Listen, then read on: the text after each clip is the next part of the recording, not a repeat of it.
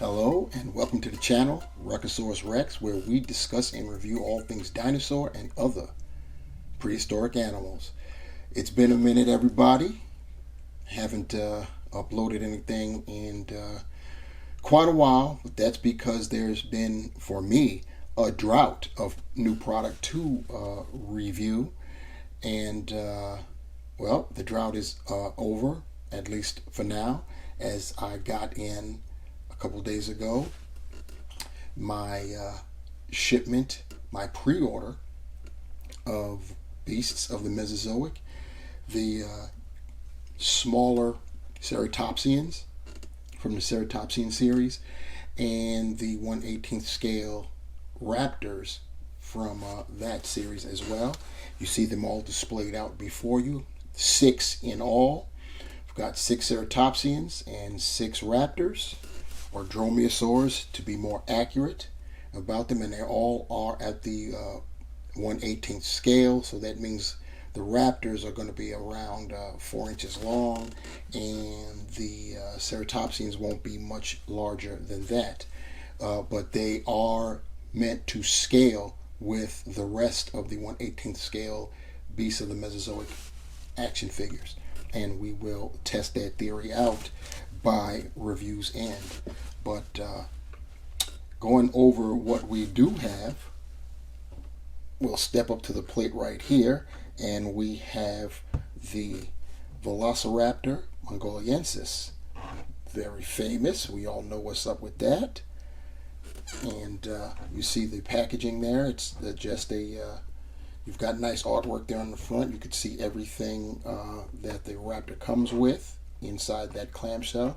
On the back, we've got the raptors and the ceratopsians that are basically part of this series. And we have the write-up, more artwork at the top there, Velociraptor Mongoliansis, which stands for swift robber. The length of a raptor were 2 meters, 6.6 feet long. That's 6 feet long, not tall. So anybody that's still on some Jurassic Park tip, it's time to come back down to earth.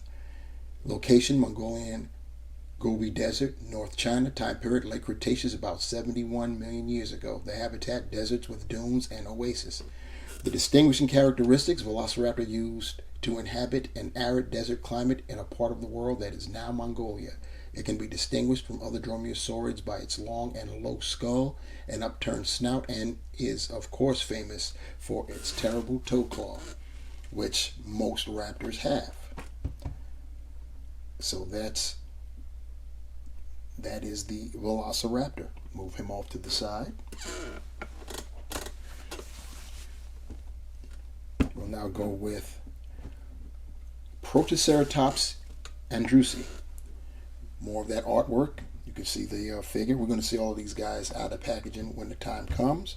Turning to the back, got the same thing. You can see the artwork up top. Protoceratops stands for first horn face. This is the Andrewsi, by the way. There are different species. Length was up to 1.8 meters or 5.9 feet long. Location, Gobi Desert, Mongolia. Time period, late Cretaceous, 71 million years ago, around the same time as the Velociraptor. In fact, we know that these two used to get it in. Named by Walter W. Granger and William K. Gregory in 1923. Distinguishing characteristics, belonging to a group of early horned dinosaurs called Protoceratopsidae. Protoceratops was smaller and lacked the developed horns of its ceratopsian cousins, and larger cousins at that. Protoceratops A, which stands for Andrewsi, is best known for the fighting dinosaurs fossil along with Velociraptor Mongoliansis. Yes, indeed, where they were actually battling it out, and then something happened and they both got caught and frozen in time in a fighting pose. So, yep, very famous. So that's our Protoceratops.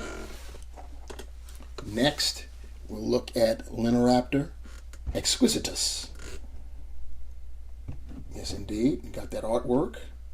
Same thing on the back. I'll read the little info here. We've got Lenoraptor, which stands for Len robber, length 1.8 meters or 5.9 feet long. Location, Mongolia, specifically the Len district. Time period, late Cretaceous, 70 million years ago. So this guy was a little bit more recent than Velociraptor. Habitat, deserts and arid plains. Distinguishing characteristics, known from a single, nearly complete skeleton. Lenoraptor was an agile hunter of the desert, much like the closely related Sagon, relying heavily on its sickle claw and speed to track down prey. Lenoraptor is named after the district where its remains were discovered. So, wow, one skeleton, yet it was basically nearly complete. So that's cool. So we know more or less exactly what this guy looked like. So that's very interesting. Next up, we'll do another Protoceratops.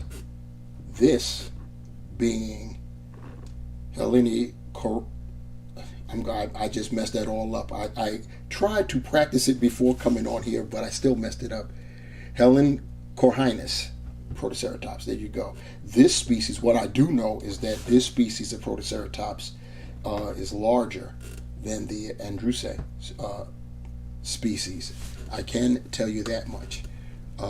Yes, first horn faced, of course, we knew that already. The length up to 2.6 meters, which is 8.5 feet long. So considerably larger than Andrewsi species. Location, Inner Mongolia, China. Time period, late Cretaceous, 72.1 million years ago. Named by Lambe et al., meaning etc., 2001. Distinguishing characteristics, the second Protoceratops species to be discovered.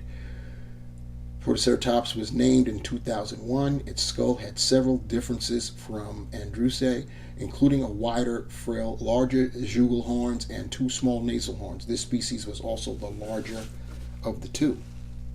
As I stated, this one got to almost 9 feet long. So there you go. And that's just the length. It had other distinguishing characteristics about it. Last up for our Dromaeosaurus is, of course, Dromosaurus Albertensus itself. This one, I can already tell you, is my favorite of the bunch. A, because of the color scheme, and B, I love the skull. I love how it looks. It looks like it's just a straight beast, you know, and its stats actually kind of sort of lend to that. Dromaeosaurus means running lizard. Length 2 meters, 6.6 feet long. Location, West United States, Alberta, Canada. So finally we get something here in North America. Time period, late Cretaceous, 75 million years ago. Habitat, subtropical forest with cool winters. Distinguishing characteristics, with a bite nearly 3 times as powerful as Velociraptor. And it looks like it when you look at the skull. Its head looks like it's stronger than a Velociraptor's head. Dromosaurus Albertensus relied more on its jaws than on its sickle toe claws to kill its prey. Well, I mean, that's an assumption. I'm sure it was a combination of both, but hey, we can go with it. And bringing up the rear is more or less what probably kicked it off. One of the species that kicked it off for the Ceratopsians, we have Satacosaurus Mongoliansis. You have that artwork there. And then on the back, you have more artwork. And Psittacosaurus was actually bipedal, on two, walked around on 2 legs. And they eventually just became quadrupedal as they continued to evolve. Satacosaurus Mongoliansis stands for parrot lizard. Length 2 meters, 6.5 feet long. Location, Mongolia, China, and Siberia. Time period, early Cretaceous, 101 million years ago, way back then.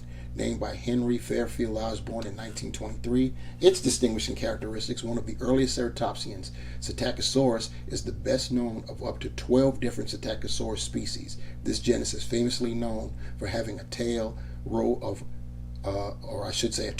of tail quills and parrot-like beaks. So yeah, you could see, just looking at the picture, you got Psittacosaurus there at the top, and if you look at the tail, it's got those quills that start just below the base of the tail and works their way down to the tip. And some scientists and paleo artists actually draw most ceratopsians up to and including Torosaurus and Triceratops with quills, not as pronounced as Satacosaurus, but they'll have them on there.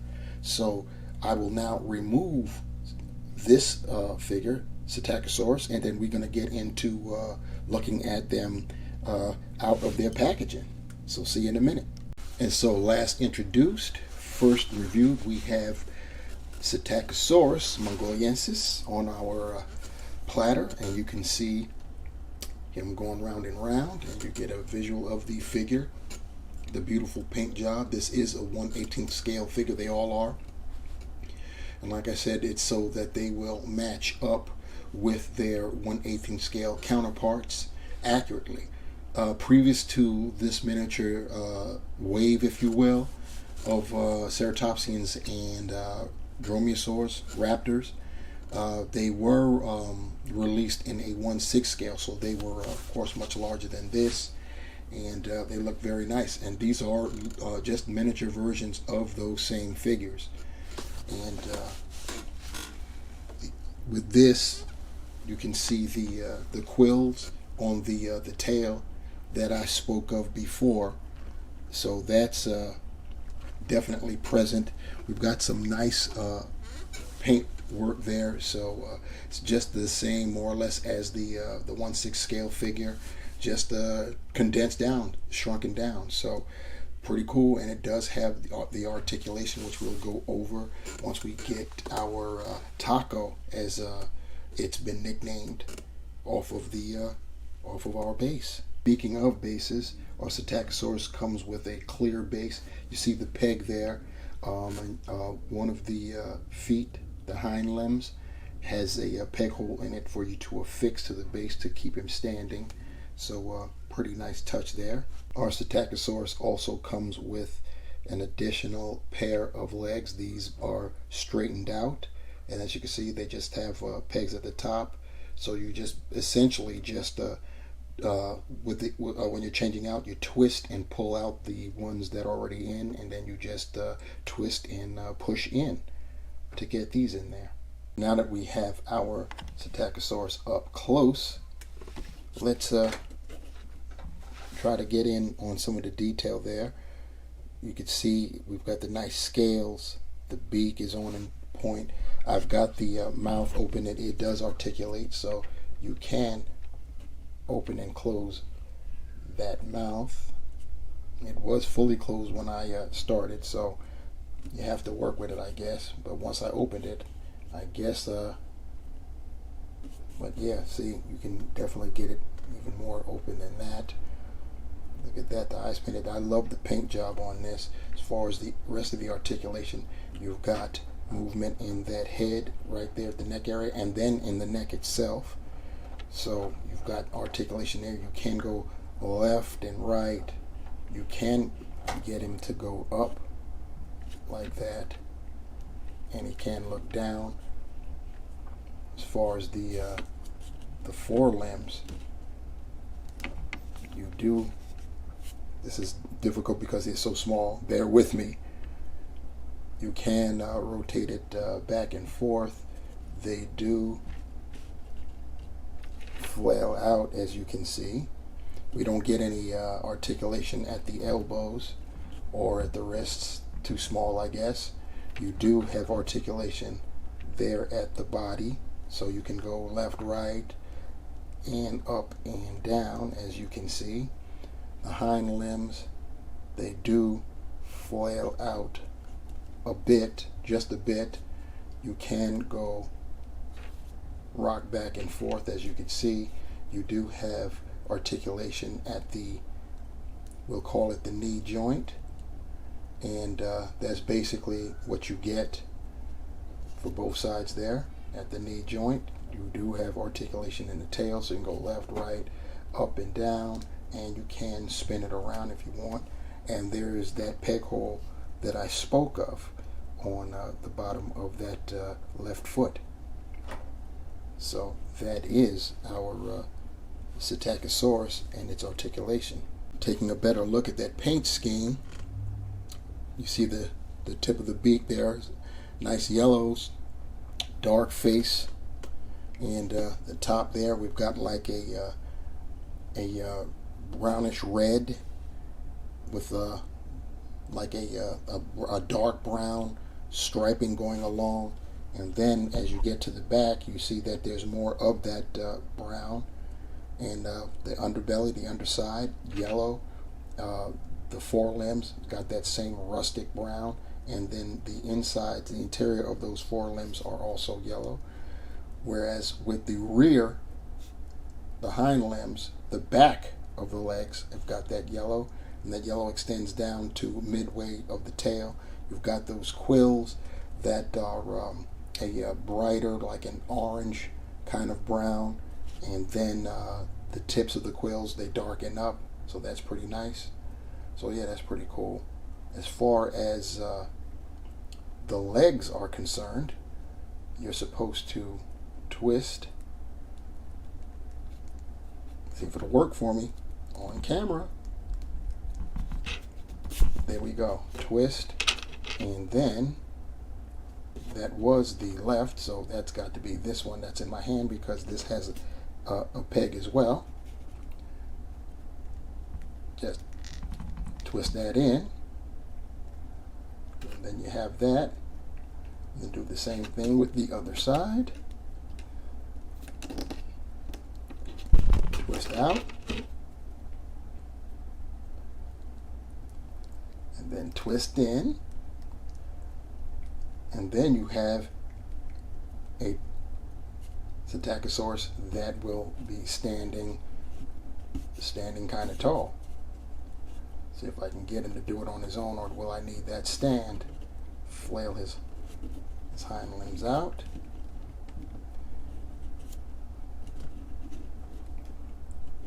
This is proving cumbersome, but I'll have to work with it. But there you have it, standing straight up with the forelimbs flailed out. Move the head down somewhat and turn it in.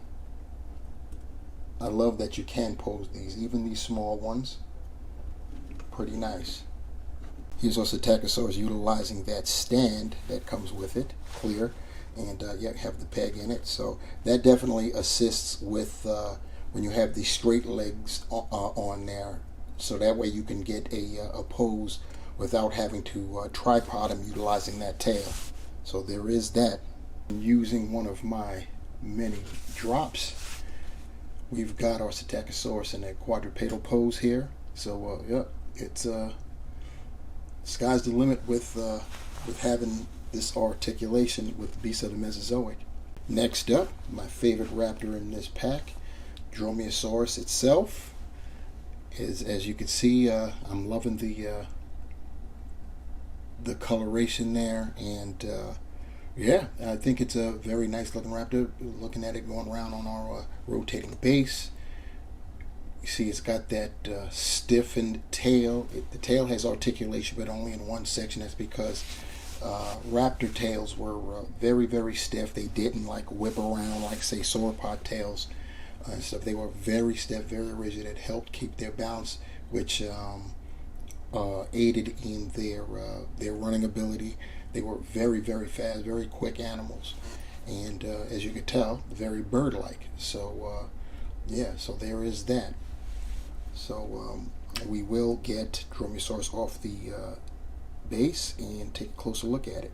Dromaeosaurus comes with an extra set of legs. These are more straightened out, and they work the same in the same principle as the Psittacosaurus.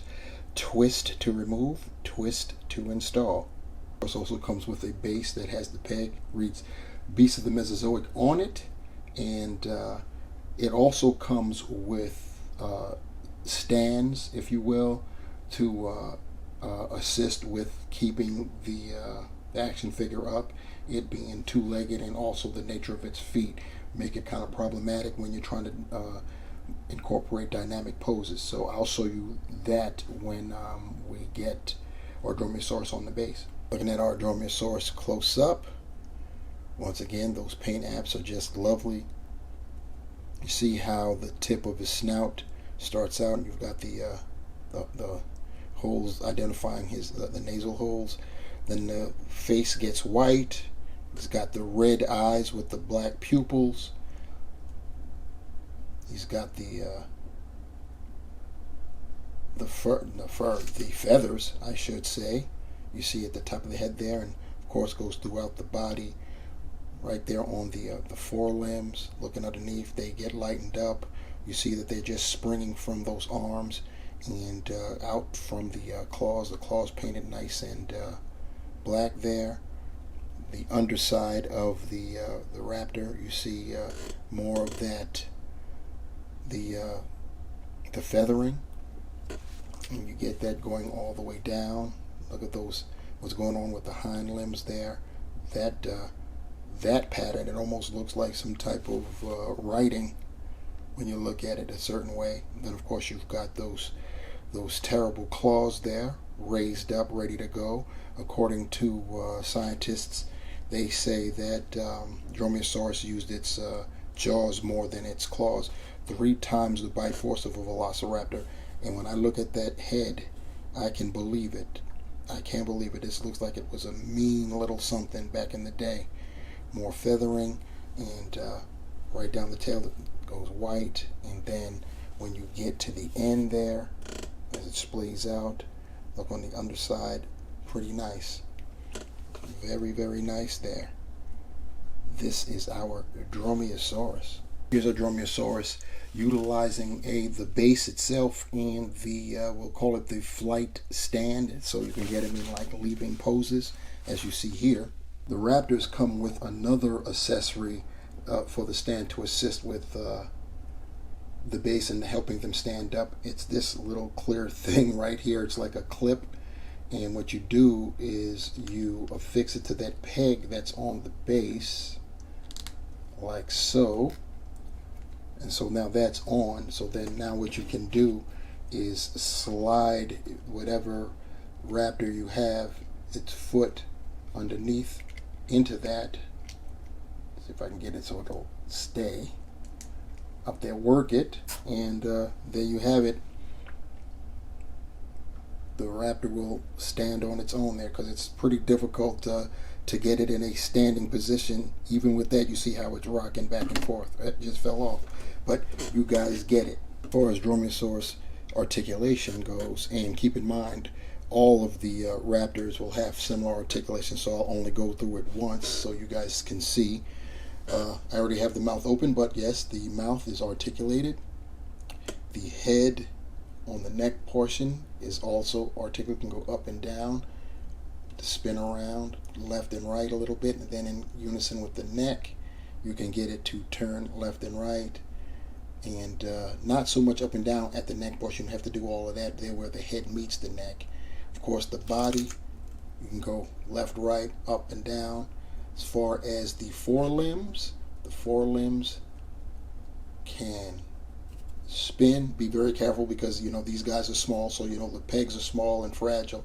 You can flail them out, as I'll show you this way. Then underneath, you can see where you have the other bits of articulation, 2 segments there, one where the forearm meets the claw, and where the forearm meets the rear at the elbow there. So you have that too. As far as the legs go, you can of course get it to draw back that far. Pretty much crazy. You've got articulation like that right there, as you can see. It also will spin, so you can work that. And that's about it as far as that goes. Then with the tail, you got articulation left, right, up and down. And if you want to spin, I don't know why, but you could too. So that is the articulation on our Dromaeosaurus, and will be the same on the other raptors. Here's our Dromaeosaurus on the base with the clips to keep one foot in place, so you can have one raised up, and try to get him in some rather dynamic poses. Next up, we have the Protoceratops Andrewsi, and this is of course the smaller and more famous species of Protoceratops. This is the species that was found locked in combat with a Velociraptor, and made very famous because of that very, very important find in the paleontological archive there.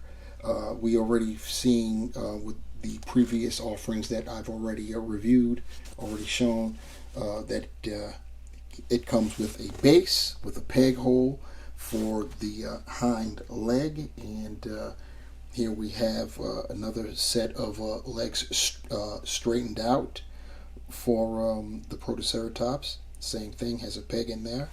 And yeah, so now that we've seen our guy spin around, we will get him off of the platter and get a closer look. There we have our Protoceratops Andrewsi up close and personal. Look at the color scheme there. Eye is blue with a black pupil, and you have a rich mixture of blacks and like dark rustic browns and yellows, and there's another color that's in there that's like shaded over the yellow, kind of like a it's almost a pink that's in there that's shaded over very so subtly. Looking at the front of the frill, as always with ceratopsians, those frills are eye catchers, and you see why in this case. Look at the coloration there, pretty nice. Going down the body, you see all that nice patchwork of colors there. Very, very nice. Get up close, you can see that they spare no effort giving us the scalation, so that's cool too. Very nice. Look at what you got there. On the other side of the frill, even that's got some paintwork going on, and you see some more scalation going on right there too. Right down the tail, you see it has some scalation there, and the colors just keep going until we get to the very end, and then it ends in a very dark brownish color. Going on the other side and going back up, that's what you get. Very, very nice. This is our Protoceratops Andrewsi. As far as the articulation, the jaw is articulated. The mouth doesn't seem to want to close beyond that point, but it will open up further. As you can see, the head is on connected to the neck, so you can get left-right rotation and up-down. That's really about all you get there. That's where you get the turning, is right there at that part of the neck. It goes pretty decently, as you can see, and especially if you use it in conjunction with the body, which goes left, right, up and down, you can get it to turn even more so. As far as the forelimbs, you see you got it swivel right there. They will flail out, as you can see right there. At the elbow, you've got articulation, and that's about the size of it there. You're not getting the same amount of articulation as you'll get with the larger ceratopsians, because these guys are just, well, you know, they're small. Hind limbs, swing, you know, forward and back, get it up pretty good. As far as the where the knee meets, you've got articulation there, so that's pretty good on both sides. As far as the tail, go left and right, up and down, so you've got pretty good articulation right there. So yeah, as far as with the legs, the straight legs, you'll get the you know, they'll come in there straight and they'll just be standing like that. So that's pretty nice there with our Protoceratops. Here's our Protoceratops Andrewsi on my diorama base. Here's our Protoceratops with the straight legs on, reared up, and I've got him technically balanced in a modified tripod with the tail, but for something like this, this is where you probably use your peg feature with your stand.